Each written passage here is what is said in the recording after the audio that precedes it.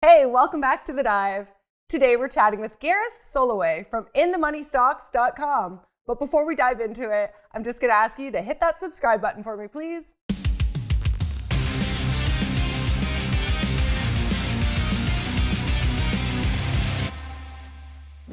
Hey Gareth, welcome back to The Dive. Hey, thanks for having me back. Thanks for coming. Okay, so let's start with Elon Musk and Saturday Night Live. The cryptocurrency Dogecoin declined nearly 40% after Elon's appearance.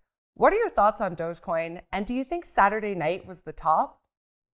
Wow, that's a good question. I think there's a good chance it was the top. I think it's important for all investors in Dogecoin to realize that I think it's every minute another 10,000 Doge coins are produced or printed. So there's not a whole lot of difference between that and what the Federal Reserve is doing.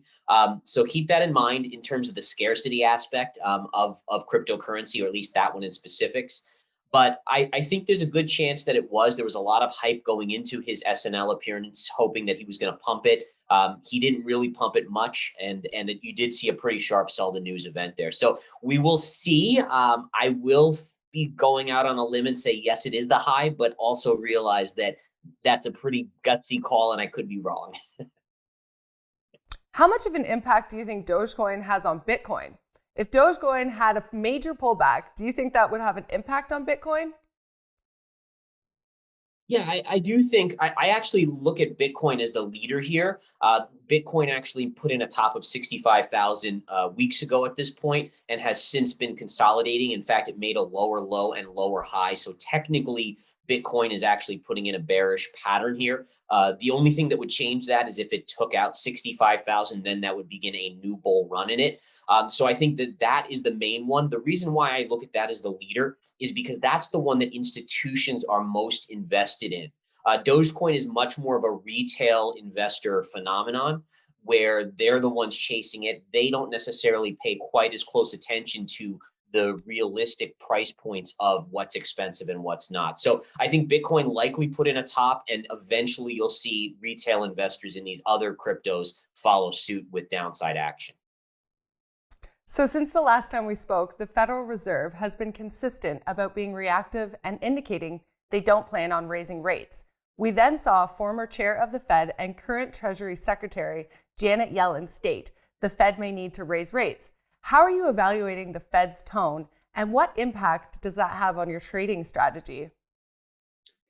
So Janet Yellen was the first one here to kind of lay the groundwork. I think there's been some other Fed presidents that have kind of talked about the potential for needing to raise rates. The one thing investors need to really be aware of is that the Fed never comes out and surprises the market. They kind of lay breadcrumbs where the market hears a little bit about it here, a little bit there, and then eventually the market and investors become more accustomed to the idea of higher rates. And that's what I think is going on.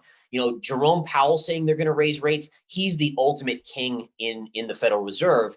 And so him saying it would be the very dramatic event. So by having Janet Yellen say it and then she walked it back, and then other little Fed presidents saying it, it's kind of laying that groundwork for rates to go up without Jerome Powell specifically saying it. So it's going to happen. The Fed is doing what they always do, which is slowly getting the market accustomed to it, which they hope will lead away from a big market drop when it finally happens.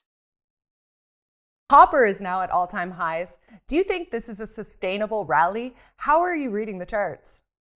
So the chart on copper is absolutely extended. I think the $5 level is a very key one on copper. I do think that it will have a significant pullback, just like we're going to see a pullback in lumber, in steel prices.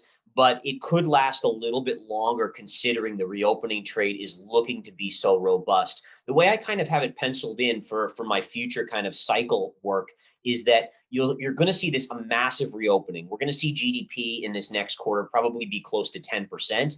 But once you get past that, people are going to start to, and economists mainly are going to start to pencil in lower growth. It's still going to grow, but you're not going to have the big boom of this massive reopening. It's going to trail off a little bit. And that's where I expect copper and lumber prices and steel prices to start to come back in as expectations for the next year kind of go back to a more normalized 2 to 3% growth rate.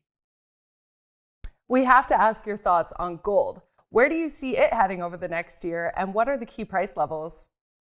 Yeah, so gold's something that I've been very, very bullish on for quite some time here, really going back to early last year. The key with gold is that recently basically in the last year, we took out the previous high of around $1,910 an ounce, going above 2,000, and then we did a classic retrace of about a 382 Fibonacci range. If you go back to the 2007, 2008 period when we took out the previous high last time, we did that same sort of retrace. And that was down to, basically showing us a mirror replica of what went on back then. And from that point, you saw gold moving up substantially. So I do think there's a breakout coming on gold above the $2,000 level and the recent highs. And I think at that point, you got an upside target of the next 1 to 2 years of easily close to $3,000 an ounce. And last thing I'll say on that is that, to me, the gold trade is a very obvious one. It's one where you look at the printing of money from the Federal Reserve, you look at the amount of debt that the US has, and the higher interest rates go, the more it costs for us to service that debt. So therefore, we have to print more money to pay off that debt. And it's all leading towards the idea that you want to have assets like gold, silver, and other commodities in your portfolio to kind of offset the dilution of dollars. So to me, it's a very simple trade. It's not a high flyer. It's not going to make you 1,000% in a couple years like Bitcoin could, but it's one that for being safe, you definitely want to have exposure to. All right, so last question here. Do you have any recent trade ideas you can share? Yeah, so I've been accumulating Chinese stocks. They've been beaten down. Stocks like Baidu, stocks like Alibaba, smaller ones like TME, Tencent Music, IQ is another one. Those are names that a lot of them got hit on the Archegos Capital collapse. I'm a big fan of those because, again, they've been discounted significantly due to nothing specific to the company, just that they got caught up in that hedge fund liquidation.